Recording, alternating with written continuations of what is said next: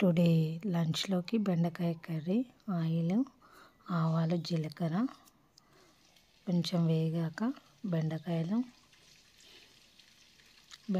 వేసాక కొంచెం వేగిన తర్వాత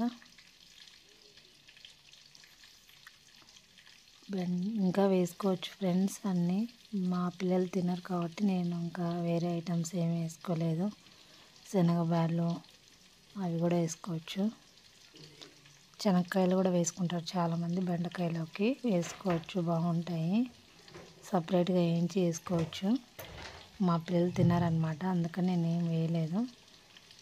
ఇంకా పసుపు,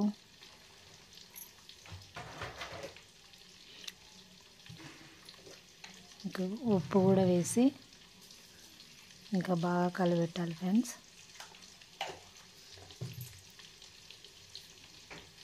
ఇంకా అన్నీ వేసి మూత పెట్టేస్తే కాసేపు కొంచెం వేగుతుంది బాగా.